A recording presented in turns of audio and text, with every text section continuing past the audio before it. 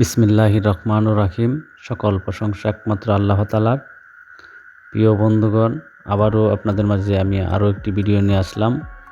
এই যে দেখেন আমার হাতে যে সার্কিটটা, এটা হলো আপনার আমাদের যে এমনিতে বাজারে নর্মাল যে চার্জারগুলো আমরা কিনতে পাই, সেই চার্জারগুলোর এটা হচ্ছে একটা সার্কিট। এই যে চার্জারগুলোর এই সার্কিটটা, তো এই সার্কিটটার থেকে আমি এই যে পাশটা নিব, এই ছোটো যে ট্রান্সফারটা, এটা আমি যে এই ট্রান্সফারটা আমি নিলাম। এটা দিয়ে তারপরে আপনার এই যে আমার হাতে দেখতে পাচ্ছেন একটা ব্যাটারি, 3.7 ভোল্ট একটা ব্যাটারি। তো এই ব্যাটারিটা দিয়ে এই ট্রান্সফারটা দিয়ে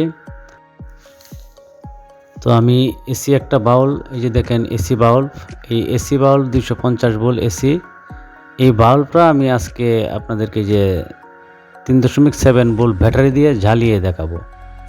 আমি একটা ছোট্ট ইনভার্টার সার্কিট তৈরি করব, যেটা দিয়ে আপনার এসি বাল্ব জ্বলবে। তো এটা আমি কি করে করব আর কি এটার মাঝে ব্যবহার করব, সেটা আমি এখন আপনাদেরকে দেখাবো। আপনারা আমার সাথে থাকেন। এই যে দেখেন একটা ট্রানজিস্টার, এটা হলো আপনার D882। এই ট্রানজিস্টারটা লাগবে। এটা আমি এই যে এখানে কানেকশন দিতেছি। যে আমি যে ট্রান্সফরমারটা নিলাম, এটার পিন হলো আপনার 6টা। তো 6টার মধ্যে 4টা পিনের মধ্যে আপনার এই আমি ট্রান্সফরমারের যে 3টা পিন, এই 3টা পিন একবারে কর্নারের 2 সাইডে 2টা। আর আপনার এই যে দেখেন আমি যেভাবে পিনগুলোর মধ্যে কানেকশন দিতেছি, ঠিক এইভাবে আপনারা কানেকশন দিবেন। তো 2 কর্নারে 2টা আর এক সাইডের মাধ্যমে একটা, আর একটা আপনার খালি রয়ে গেল। তো এটি আপনারা ঠিক এভাবে এইরকম 6 পিনের একটা ট্রান্সফরমার নেবেন, চার্জারে নিয়ে তারপরে এই যে দেখেন আমি একটা রেজিস্ট্যান্স নিলাম। এটা হলো আপনার 10 ওহমস একটা রেজিস্ট্যান্স। এই রেজিস্ট্যান্সটা এখন কালেকশন দেবেন। এটা আমি কালেকশন দিতেছি। যে দেখেন একটা পিন যেটা বাকি রয়ে গেল, ট্রান্সফরমারের যে পিনটা বাকি রইল, এটার মাঝে আপনার ট্রানজিস্টারের একবারে কর্নারের যে পিনটা, এটার মাঝে আমি এই রেজিস্ট্যান্সের যে আরেকটা পিন রয়ে গেল, এটা কানেকশন দিব।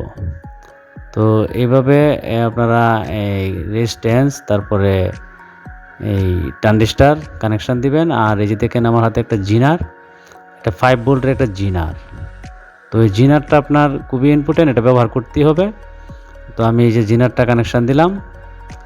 যে দেখেন আপনার ট্রানজিস্টারের মাঝের পিন থেকে ট্রানজিস্টারের কর্নারের যে পিনটা, এটার মাঝে আমি যে জিনারটা লাগিয়ে দিলাম। তো জিনারটা লাগানো এখন শেষ। এখন আমি এই যে পিএফটা নিলাম। এই যে দেখেন পিএফ, এটা হলো আপনার 400 ভোল্ট একটা পিএফ। এটা আমি ট্রান্সফরমারের অপোজিট সাইডে আমি এই যে কানেকশন দিলাম। মিনি ট্রান্সফরমারের অপোজিট সাইডে 2 সাইডে 2টা আমি লাগিয়ে দিলাম। তো এটা ছাড়া আপনার এসি আপনার ভোল্ট অ্যাকুরেট হবে না। এখন আমি একটা যে ফিল্টার নিলাম, এই ফিল্টারটা আমি এখন কালেকশন দিব। এই যে দেখেন আপনার পিএফের যে 2 পিন, 2টা, এই 2 পিনের মাঝে আমি বাল্বের কানেকশনটা দিয়ে দিলাম। তারপরে আমি এখন এটার মধ্যে ব্যাটারিটা, এই যে 3.7 ভোল্ট ব্যাটারিটা নিলাম। এই ব্যাটারিটা আমি এখন কানেকশন দেবো। এটা আপনার প্লাসটা দেবেন হলো যে জিনারটা যে ব্যবহার করলাম আমি, জিনারের যে প্লাস পিনটা, সেই পিনের যে পিনটা ট্রানজিস্টারের, সেটার মধ্যে আপনি প্লাসটা দিবেন। আর মাইনাসটা ওই যে এইদিকে দিবেন, একবারে কর্নারে এই সাইডে। তো এরকমভাবে আপনার ব্যাটারি কানেকশান হয়ে গেল, ফিল্টার কানেকশান হলো, সমস্ত কিছুই কানেকশান। এখন আমি একটা বাউল নিব। বাউল এই যে নিলাম আমি বাউলটা।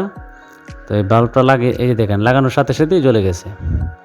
ঠিক আছে, দেখেন একদম নিখুঁত, কত সুন্দর আলো। এই যে দেখেন আমি করলাম, আবার লাগাইলাম, এই যে দেখেন লাগানোর সাথে সাথেই জ্বলছে। এটা আপনার একটা এসি বাল্ব, 250 ভোল্ট বিদ্যুতে এটা জ্বলে। তো আমি এই 3.7 ভোল্ট ব্যাটারি দিয়েই সেটা আমি জ্বালিয়েছি। এই যে দেখেন এটা একদম রিয়েল।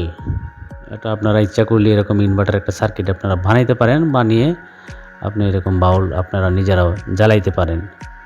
যদিও আপনাদের এটার মধ্যে যদি কোনো কনফিউশন থাকে, তারপরেও আমি এই যে দেখেন আমি এটার এখন আবার আমি ব্যাটারি কানেকশানটা সংযোগটা খুলে দেখাই যে আসলে আমি এটা দিয়ে কি জ্বলছে কিনা। দেখেন আমি এখানে এটা খুলবো, এই যে দেখেন অফ হয়ে গেল।